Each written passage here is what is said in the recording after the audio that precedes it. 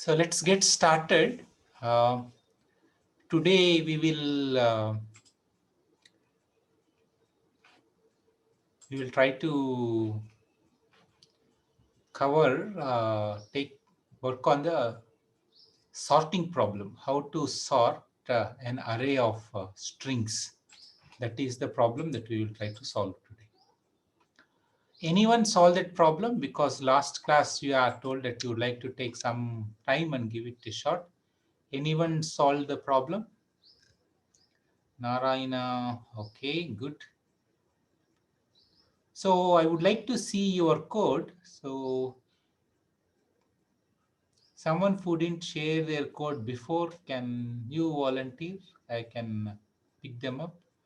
So I think Balaram, I have seen Balaram's code sometime back for a different problem, I guess. Same for Narayana. Abhignan also, I think I checked. Abhignan, did I check your code? Anytime? Did we see? I think Sanyam we didn't do. Anyways, so can someone who didn't get an opportunity to share the code, I would like to check. 4 people said yes. I think Narayana didn't check. I didn't get to see. Okay, Narayana, I would like to see your code. Can you share your code? I'll unshare my screen. Only 4 people solved the problem. Can everyone who solved the problem put a message?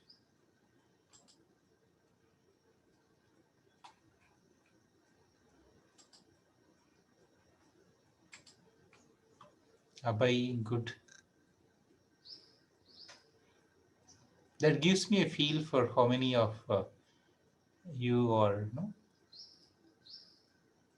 on the top of the things. Narayana, you can share your code. I gave permission to share your code.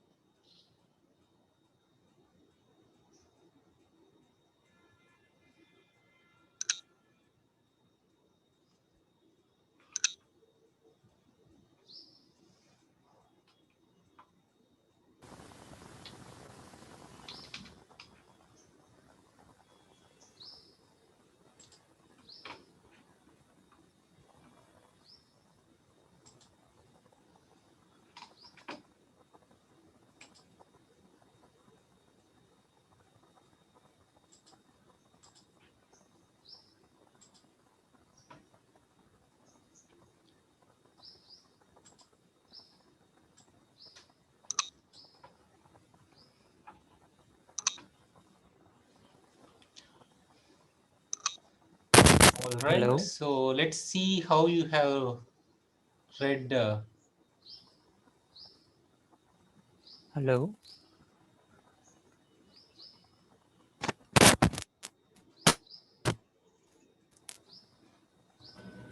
hello. Can you go to the read names function? Can you go to the read names function? Narayana, it is not supposed to work. There is a problem in your scanf function. Oh, you just use names of count. Huh? You didn't use names of count. Mhm. Is it working? Yes, sir. All right.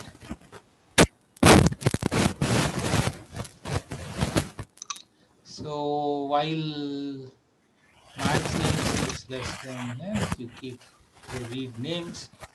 Okay, go to print names function. Just just keep there in the names, print names. You are using names of I. Okay.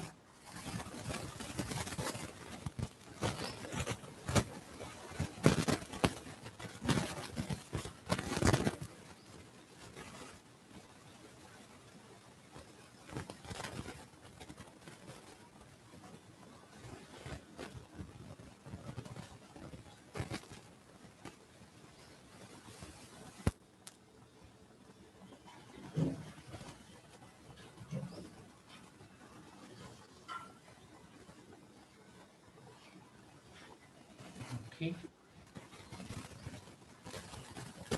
So the particular way in which you are, and then if string compare and then sort names, all you do is you Use selection sorts. consider the first name as the, Maximum.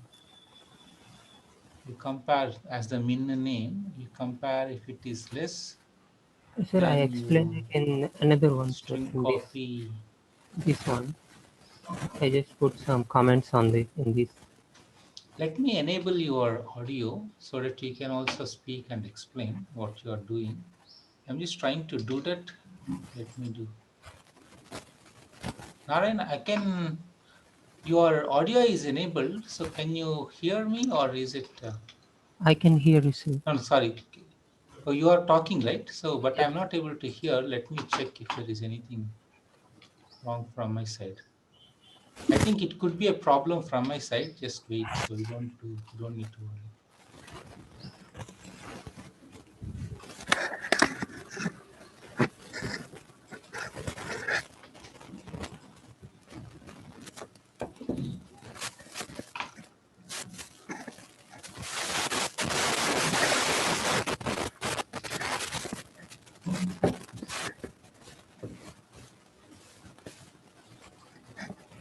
Yeah, now I can hear. Okay, go ahead, Narayan. You can explain now.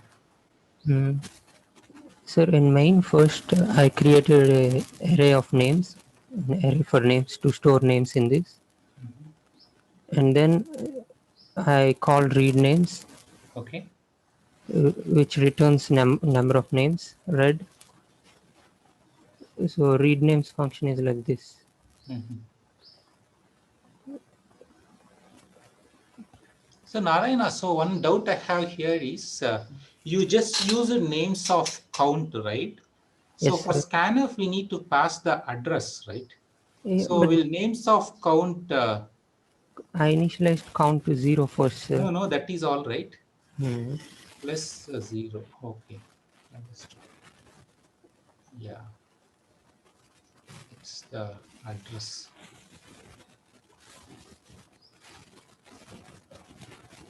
This is the first row, second row, third row.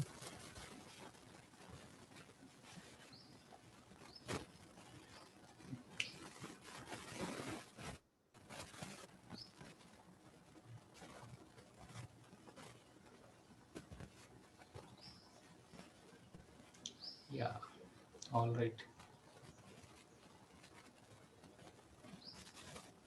So is it working? Did you Yes, test sir. it out?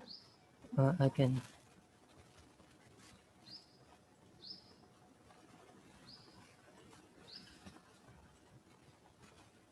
String, search string. I'm inputting the string 1.txt, sir, Okay. and taking the output into another file. Okay. So string 1 has these names, Hmm. all these names, Okay. and out out has the sorted names. Oh, go to the program. Good. So I'm just trying to understand when we just use names of I, it's a 2D array, right? How the Yes. semantics, how it will pan out is, I mean, in 0th row, in first row, names that 0. part I understood, but Okay. names of 0, because for scanf we have to pass an address. So names of the particular way in which, So names of 0 is nothing but names of 0 and another 0. Names 0, 0. is that how it is? Yes, But sir. that also would be a problem. Can you, on line number 39, can you do this for me? So can you put ampersand names of line number 39, put ampersand, and then after count, put square bracket 0. Yeah. Can you now try this? Because I want to do it in a way which is very clear. So can you compile the program and see if it is still working? Because that would be, doing it in that particular fashion would be of more, compile your code.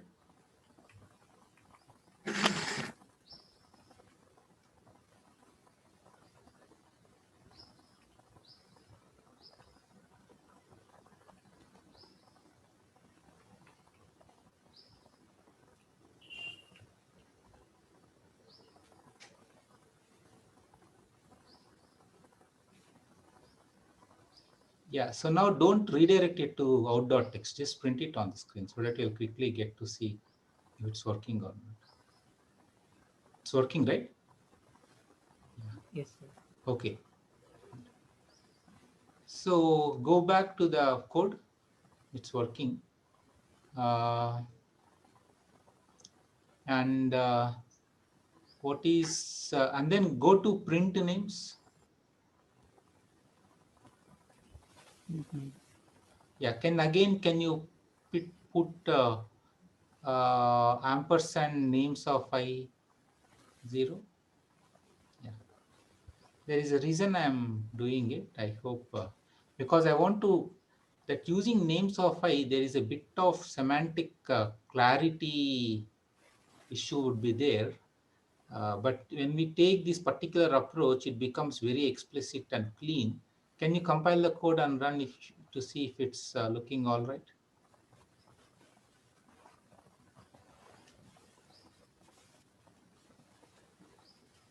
Okay, great. So now let's go to the sort. It's working. So let's go to the sort routine.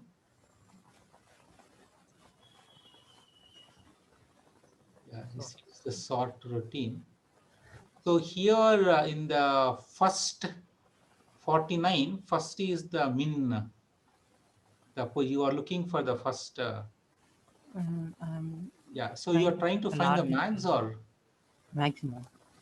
you're I'm trying to trying to find. find the largest element and keeping track of largest name. Oh, you are trying to keep track of the largest element, right? Mm. Okay. So if you find a names which is what is the condition there? If first is smaller than the names of Okay. I, then you want to Swap. swap names of I to first, and you want to First swap, yeah, copy names it to of first I and and names of okay. So great. So can you again do one thing there? Can you put the names of size minus one square bracket in the swap, square bracket 0, and put ampersand symbol at the beginning?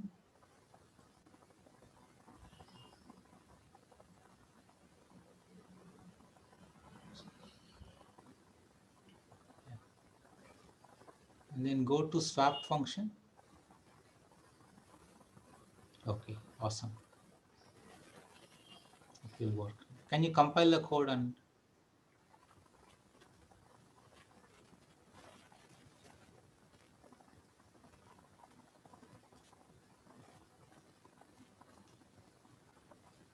nice.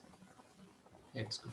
So Narayana, can you send this code to me to my email so that it is easy for me to kind of annotate your code and show it to the rest of the class okay, from sir. my. You can unshare your screen and you can send this Okay, code to my email. okay, sir. Thanks a lot, Narayana. Excellent. Mm. So I hope others are able to see what is going on, but I will go through this code once.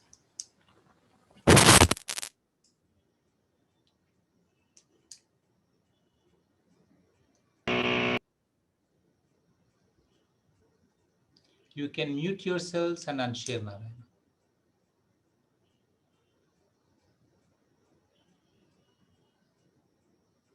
Great. Thanks a lot. Wonderful code. Wonderful. Excellent.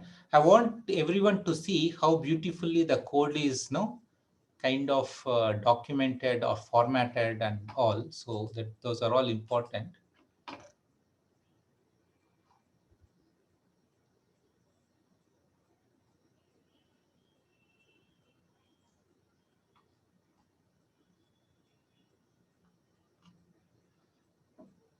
So yes, that binary search is he's just doing along with sort. He is doing search also. That's the reason there is a binary search code there. So who else wants to share? I want to see one or two more codes, and then after that, I would like to explain this code in detail.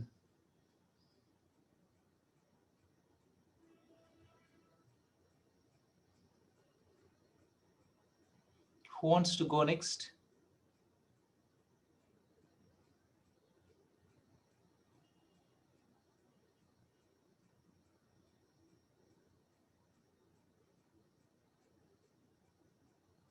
No one?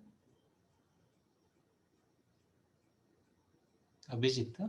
Okay, go ahead, Abhijit.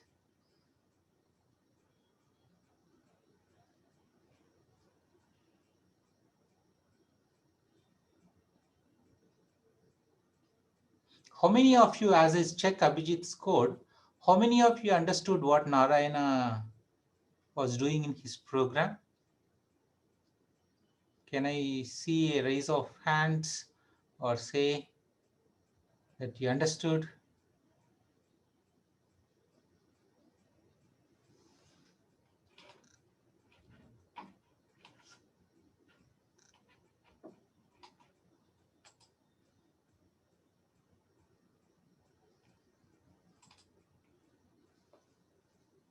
Yeah, I can see your screen.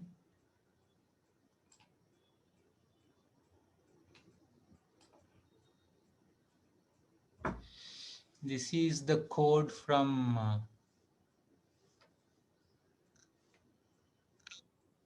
So you are doing scanner as to.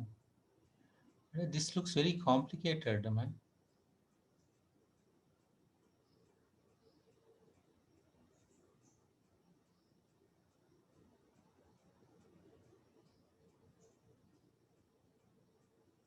Oh, okay. You are doing lexicographic checking.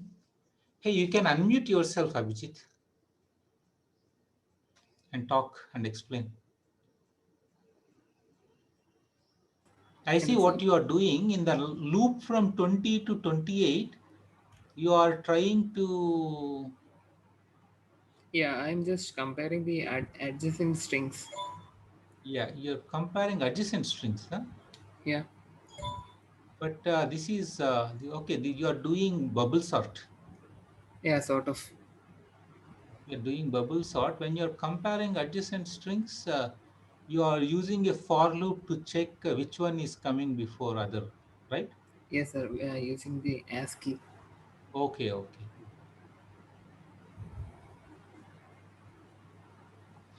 I see. And like the outermost loop is because in the extreme case, like the first name has was provided the last, so we might need n minus one steps now. So hence the outermost loop. Okay, I see what you're doing. There are three loops here. The innermost loop 20 to 28 is to check. This is just that the code which our Narayana used string compare, but instead Abhijit is using a for loop to compare two strings.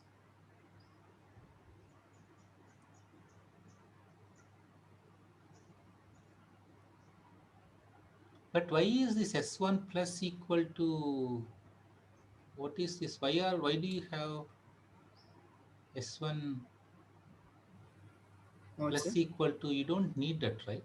Why do you want, why are Like you incrementing on S line S number? Yeah. like firstly S1 will take in the first letter. Suppose A and A are coming Hmm. in adjacent letters, so it will both be read as 97 also. Sorry? Like ASCII of A is 97, right? Okay. So S1 and S2 will both be 97.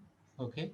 And suppose the first S of ij has AB and S of I plus 1j has AC, and No, then I we'll know, get. but you don't need to add, no? You just need to, if they are equal, you don't do anything. You keep continuing. If they are not equal, you break. You just need Yeah, S1 is equal to, that's all. You don't need S1 plus equal to. that is also true. 22, 23. You don't need to accumulate the sum. You Yes, sir. just need to store S1 is equal to. You take the ASCII character of the jth, ASCII value of the jth. You're just comparing jth character, one character at a time. No, you don't uncomment it.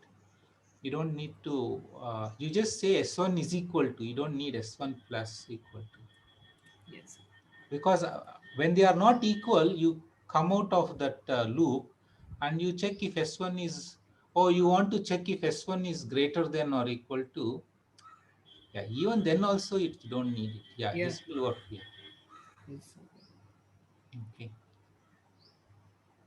I see. No, no, using plus equal to is not, it's not the logic wrong, but it's not necessary.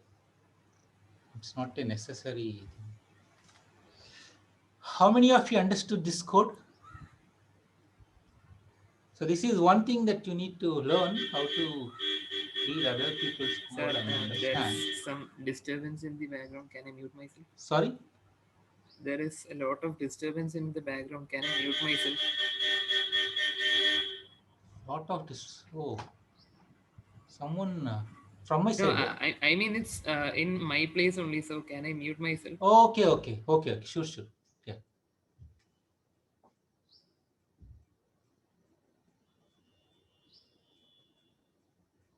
No, no, there is no searching here. There is only, this is a bubble sort code. Okay. So, Abhijit, can you send your code to me also? I will go through your code and I will go through Narayana's code and we will, Sure, yeah, sir. I'll so mail it you. would be good. Okay. Yeah. Okay, sir. And you can unshare your screen. Okay, thanks.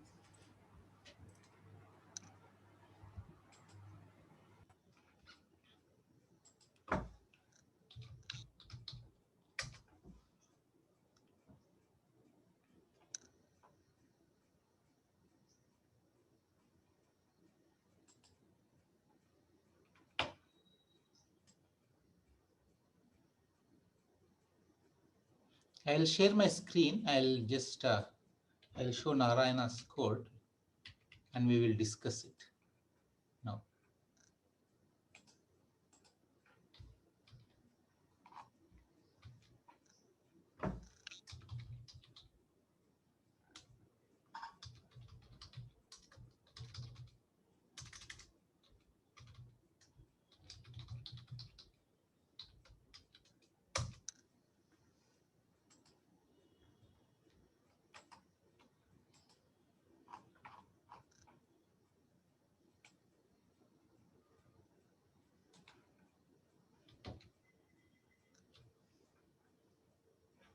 So there are few ideas we will see.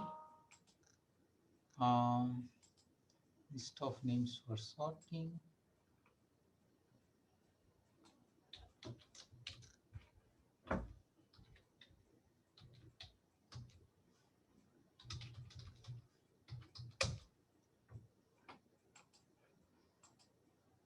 Great.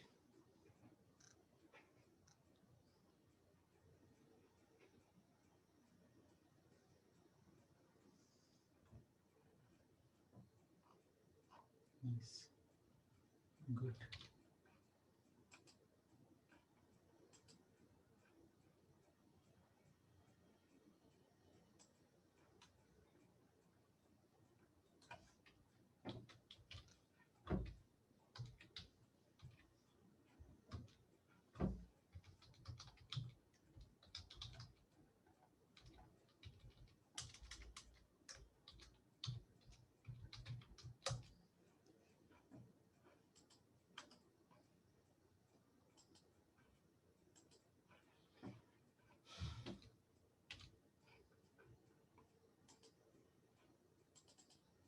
Okay, great.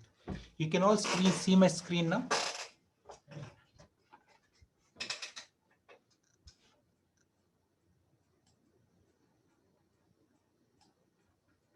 Yes.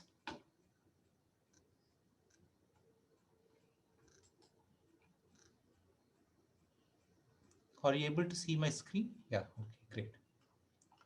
So few things here, just want to, I want everyone to pay attention. So we will go through this code slowly and try to understand different ideas that are used in this code.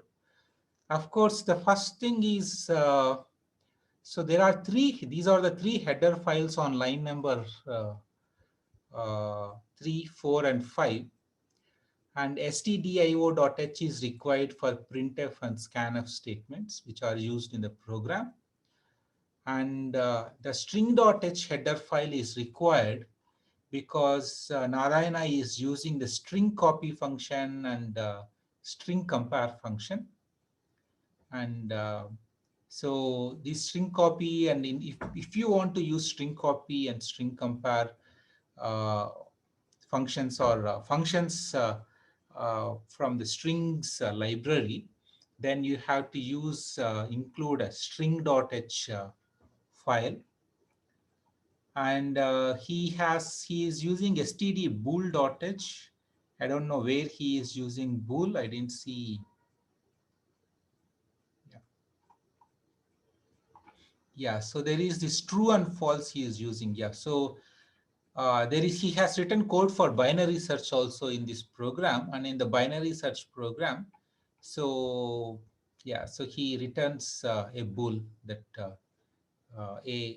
he returns a value which is of type bool, that is true or false. That search underscore name function returns true or false. But anyway, so let's focus on the main program, the, the sorting part of the code.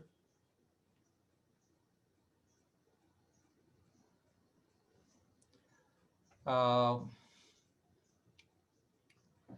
First idea that I want you to understand is this notion of prototypes that you are seeing on line number 11 to 15. See, in the function main, we are calling read underscore name. We are calling the functions read underscore name, sort underscore names, print underscore names, right?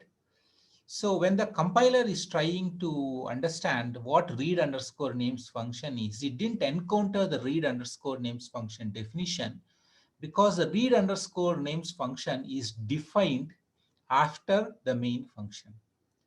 So when it encounters read underscore names, it wonders what are the parameter types to the read underscore names function and what are the return types for the read underscore names function. That is, the compiler wants to know the signature. It's what is called as a function signature or a function prototype or a function declaration uh, for this. So there are three words.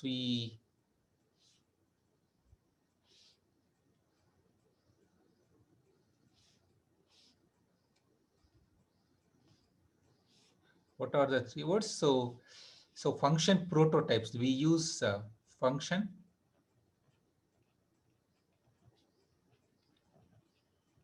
prototype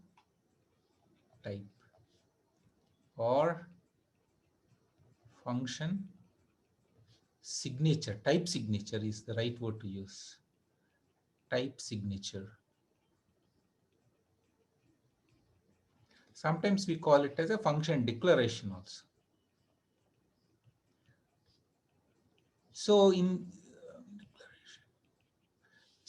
in this prototype or type signature or declaration, you see the name of the function followed by the parameter types that are being passed and the return type. What is the function return?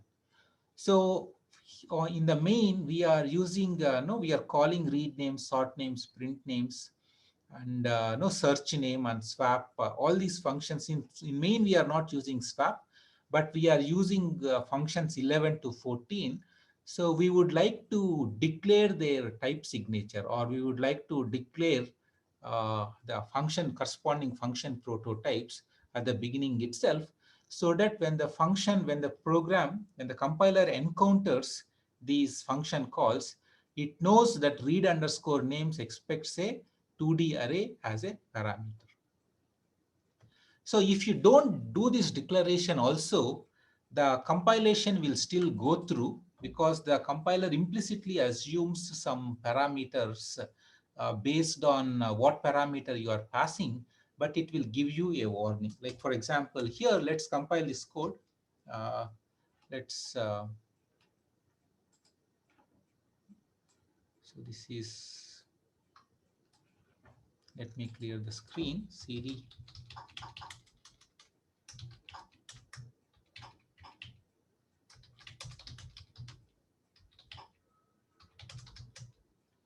gcc string sort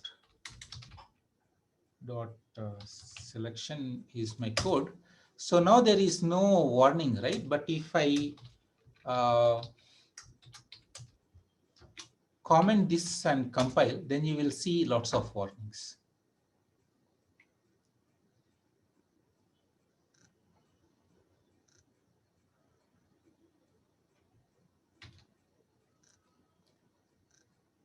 So we need to have, so it gives lots of warnings. In fact, I have seen one error. I don't know the cause for error, but it will go through. But it's important that we declare whenever we are calling a function before its definition is being seen in the code, then you need to declare its prototype at the beginning of the file, and that's what is being done.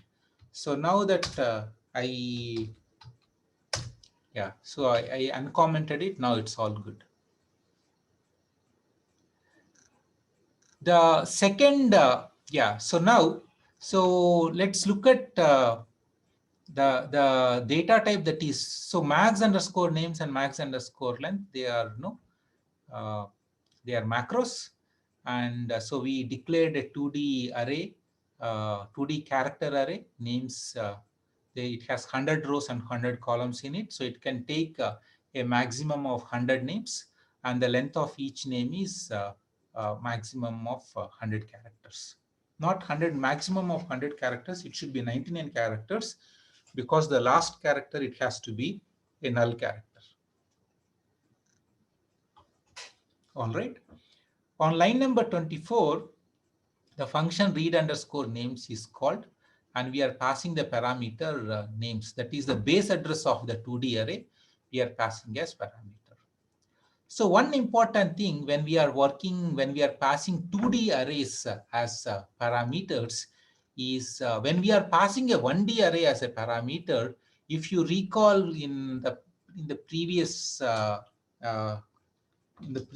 lecture, let me use this as a read 1D array int num. So we kind of keep something like this. So this will be, we keep empty square brackets. But when we are passing a 2D array as a parameter, the length of the second dimension we have to give. This is essential, because in the absence of that, compiler will not be able to compute how many, the address of the particular element. Like for example, like if you are working with, if it is something like what is address of the element names of ij? What is the address of the element names of ij? Let's say, assume this is a character array. What is the address? 0, 0. Come on. Address of names of ij. How do you? It is names plus where the number of rows to skip. And let's say this is the dimension of this is no, it's an m by n array, m rows and n columns. Then what happens is star I plus j. No, so if the size of each row is not known, the compiler will not be able to compute the address of the element names of ij. So I think because of that reason, C requires that when we are passing multi-dimensional arrays, the dimensions of the other dimension, no, the second dimension, it needs to be the length of the second dimension, it needs to be passed. Are you with me here? Yes, no? Do you understand that when we are passing a 2D array, the length of the second dimension, it needs to be passed.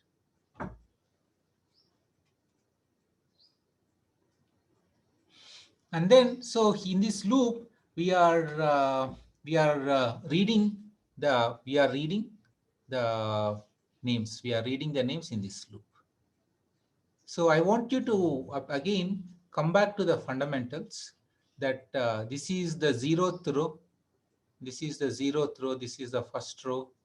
This is the second row. This is the third row, so on and so forth. And this is the zeroth column. And this is the first column. So 0, 1, 2, 3, 0, 1, 2, so on and so forth. Right?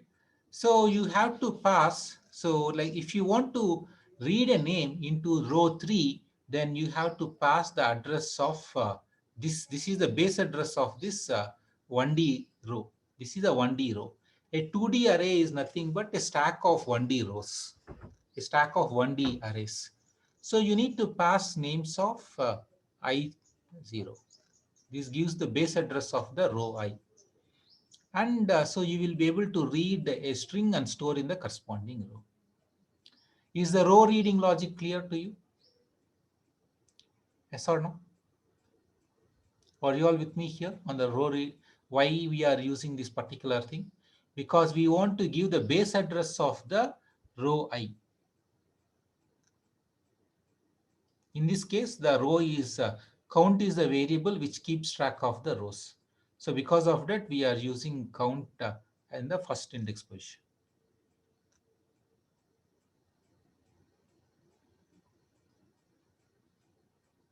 Are you with me? Yes, no, maybe? Make sense?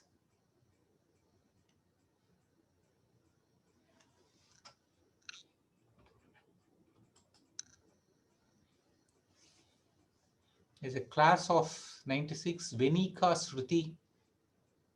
Do you understand Shruti?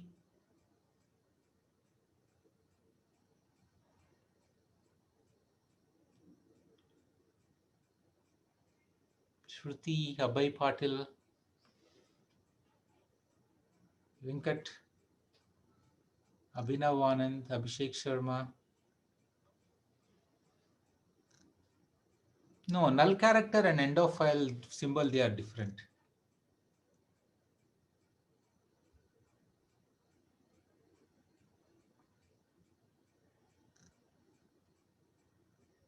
Shruti, are you there? Ameya.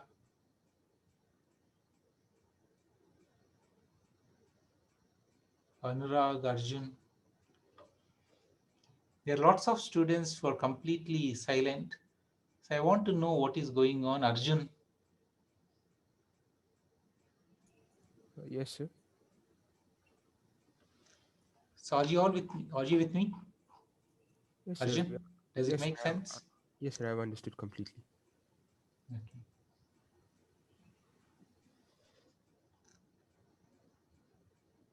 What happened to Shruti? Shruti, you're there or you just came online and left?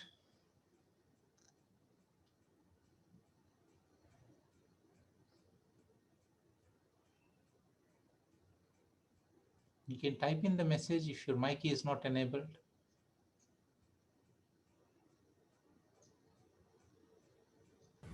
Shruti. Venika Shruti. I just took a random name.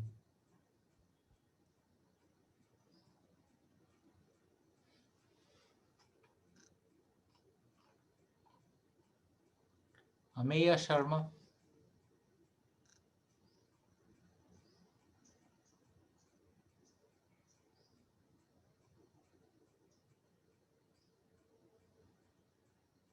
Okay, so when I call you and if you don't respond, I will mark you as absent. Is Ameya there? Ameya Sharma.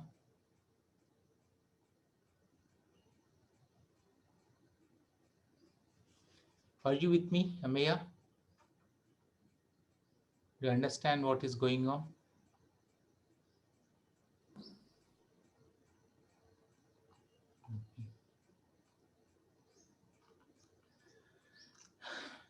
Brunda, Chandan Srivatsava. Yes, sir. Okay. Any questions you have? No, sir. Okay. Anyway, so my intent is to, I want to see whether you are understanding, whether you are with me in the class, and to help you out, not to test whether you're paying attention. Even if you're not there, if you understand the concepts well, I'm perfectly fine with it. So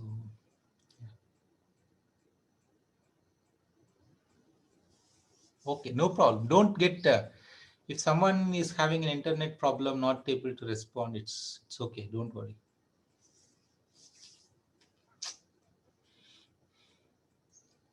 Okay, so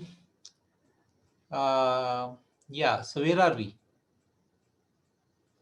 Yeah. So let's get back to the problem at hand. So this is so line number. So you read names and.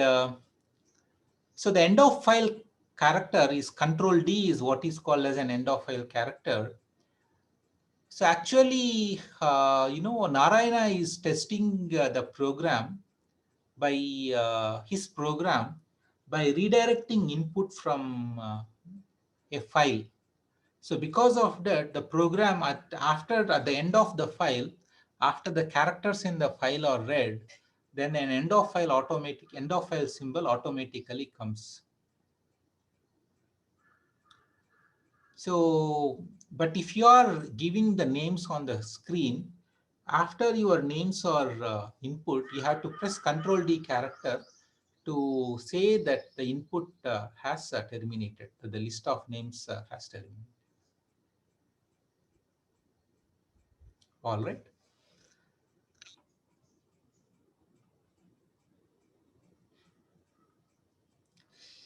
So again, if you go to the print names function, it is very simple. So you have to, for printf function, in order to print a string, you need to give the base address of the array.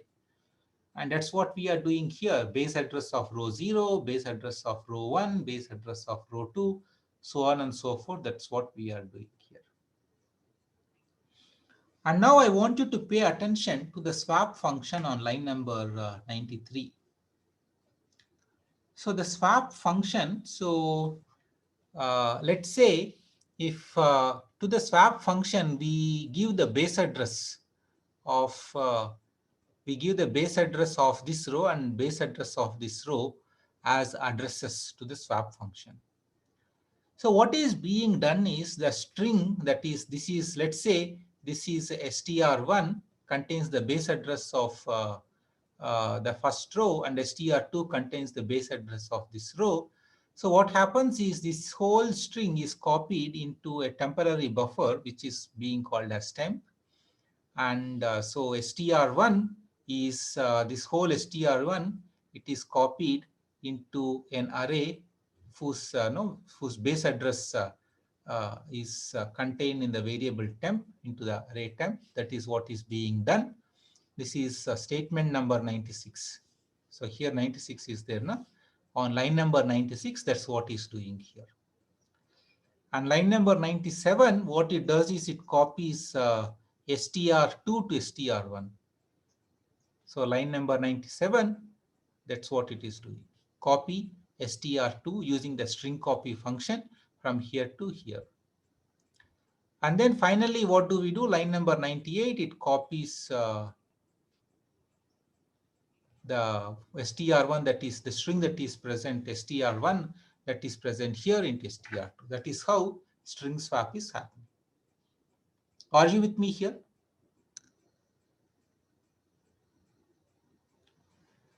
So first let's look at the swap, and then we will, Pradham has a good question. I would like to answer that question.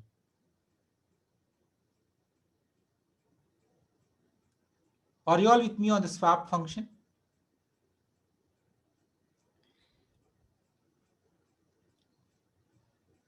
So Pradham, I want you guys to answer. Pradham has a very interesting question. Why do we need the address while printing but not the value while printing a name? Sir, I guess because of call by value mechanism. We are, of course, we always choose call by value. So if you are printing, you cannot pass a string as a parameter a to the to any function, because a string is an array of characters. You can only pass the base address of the array as a parameter.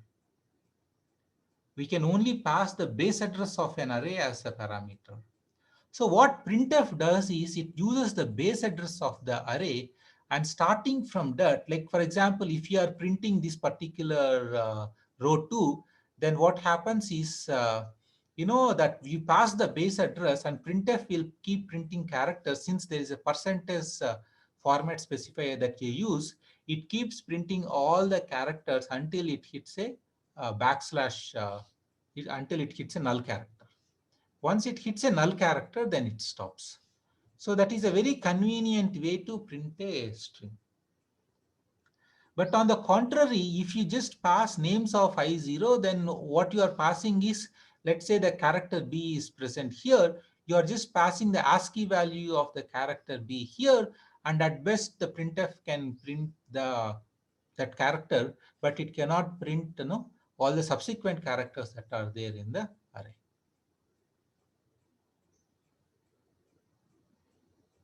Okay, Pradham, does it make sense? It's a very important idea. It's very, very important idea. There are few basic ideas that are there, around 10 basic ideas. If these 10 basic ideas are clear, then no matter what problem you have, you should be able to solve it with relative ease. All right. So let's go back. That is, swap function is clear. And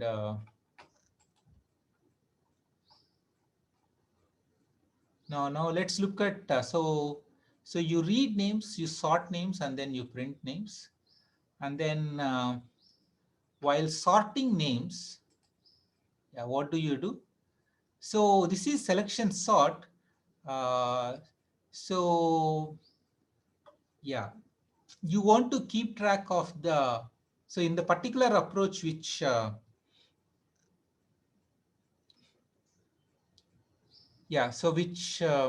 Narayana is taking, he is trying to find the max element and move the max element to the last position. And on line number 61, he will sort the rest of the array. So once you swap the largest element to the last position, the size of the array shrinks by 1. So he recursively calls the same sort function using size minus 1 parameter, by passing size minus 1 as the size of the list. And on line 49, if size is equal to 0, you simply return. All right. And then he thinks, and then so on line number 52, the assumption is, so the assumption is, he, whatever that element, this element, this is not an element, I mean, yeah. So let me draw a different picture so that it becomes easy for you.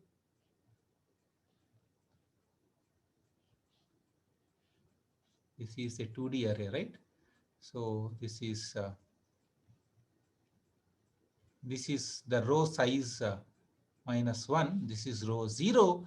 So, and also in order to kind of make it clear for you, I would like to use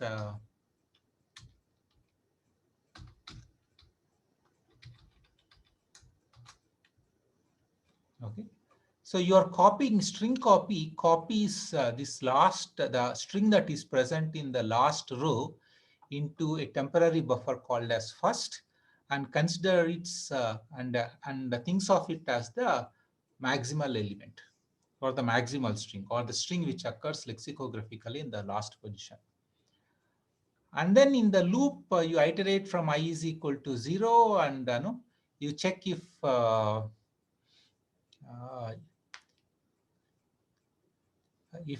what do you check? You check if string, you compare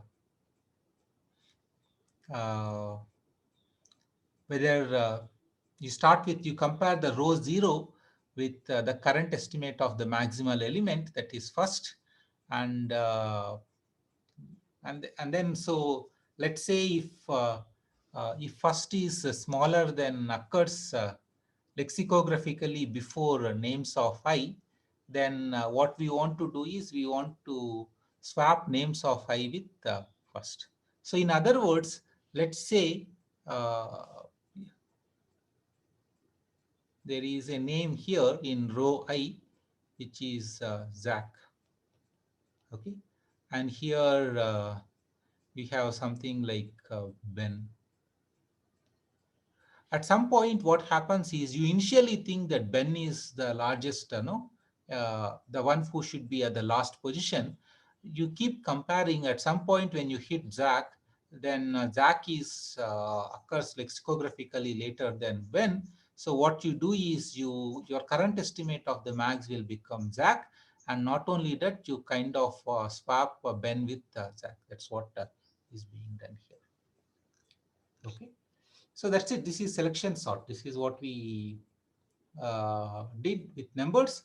The thing here is we use string compare function to compare two strings. And the code which Abhijit has written, what he is trying to do is he is trying to compare Zach with Ben.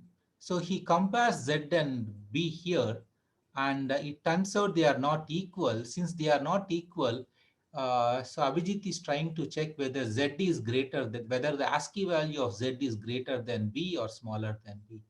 If the ASCII value of Z is greater than B, then Z occurs lexicographically later than B. On the contrary, let's say if you are comparing uh,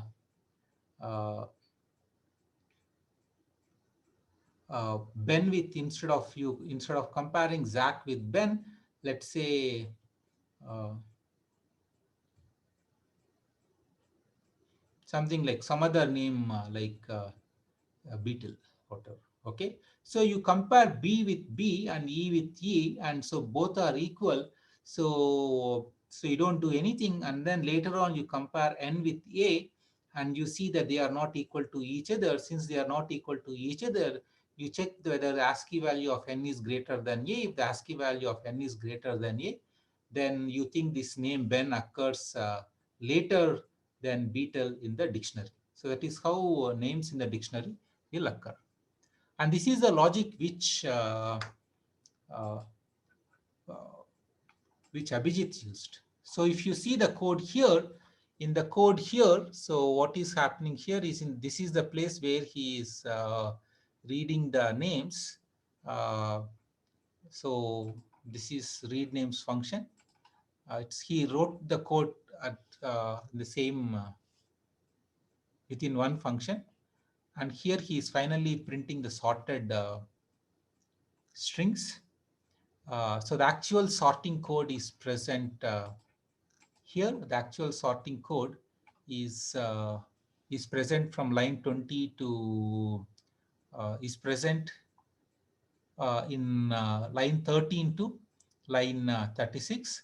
But the algorithm which Abhijit is using to sort is what is called as a bubble sort algorithm.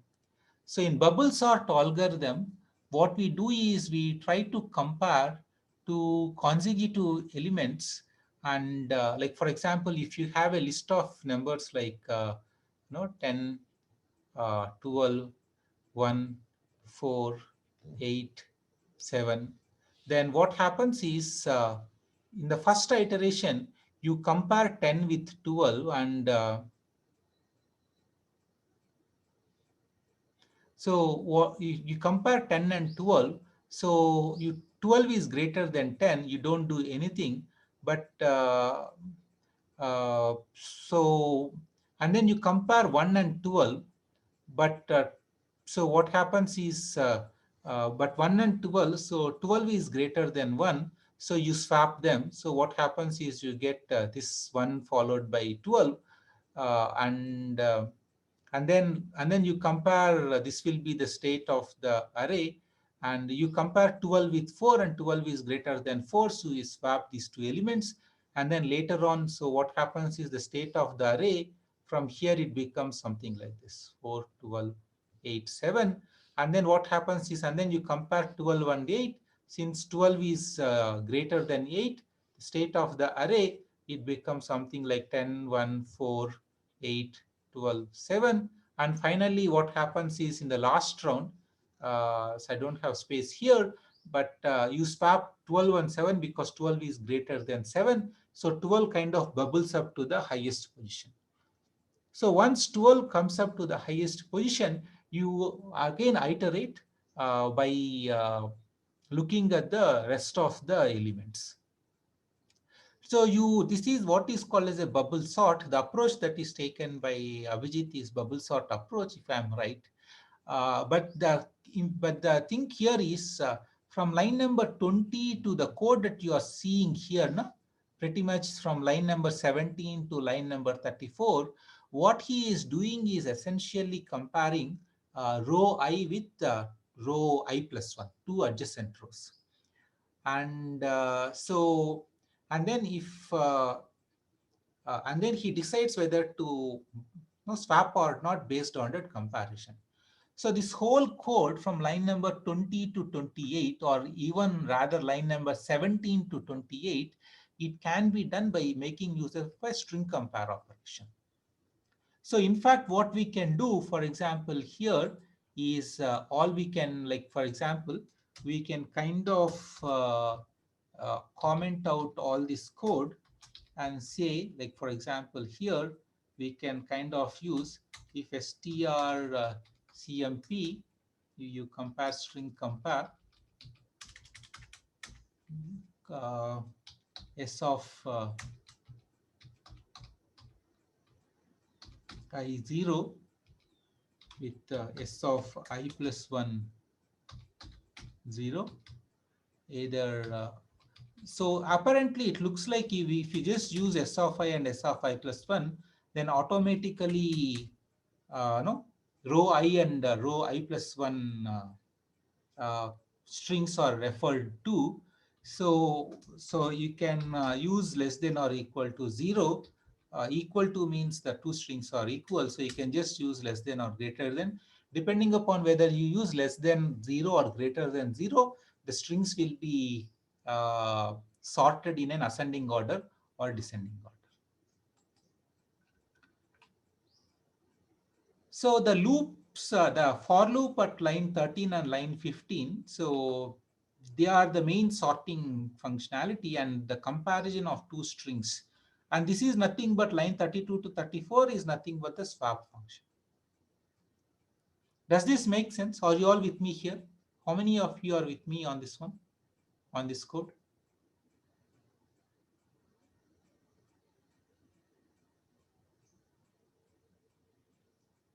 So the bubble sort is very simple. You compare adjacent elements and you kind of keep bubbling up the largest element.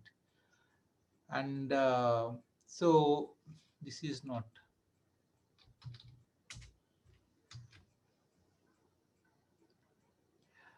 Yeah, so string compare function.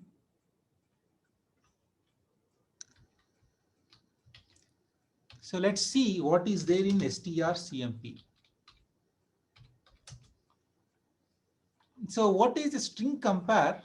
It's a function which takes two strings and it returns the integer less than, equal to, or greater than 0 if s1 is found less than to match.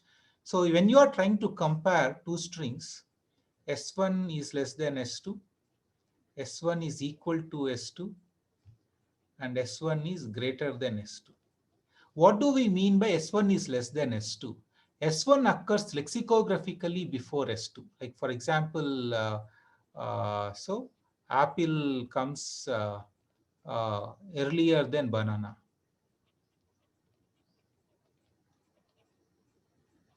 So S1, so this is apple is less than banana. So if you pass two strings apple and banana, so this condition turns out to be true, in which case the value that will be written by string compare function, it will be less than 0.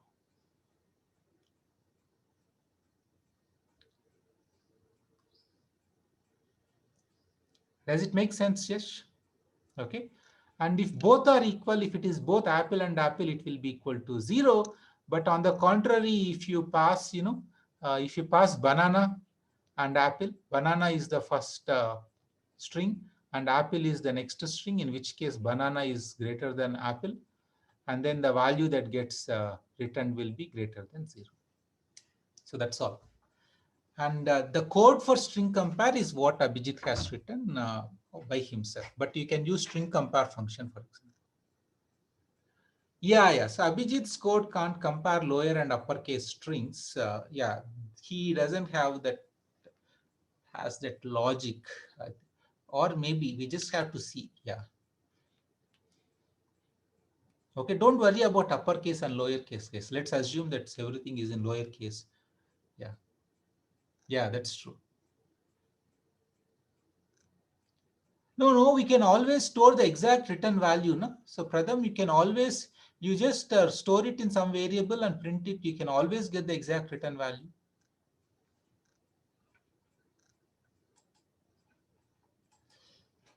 Okay then. So you're all with me on today's lecture. You cannot anticipate it. You can only know whether it is less than 0 or greater than 0 or equal to 0. That is the only guarantee that is given.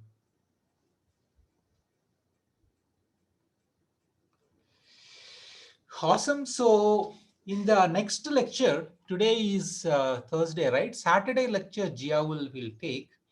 And in that lecture, he will cover structures and unions for you. Structures and unions, Giaul will cover. In the next week, I will start dynamic memory allocation. In the next week's class. All right, then. I think it's a great class today. So thanks to Abhijit and Narayana. I well code. They wrote very nice code, and yeah, we learned nice ideas.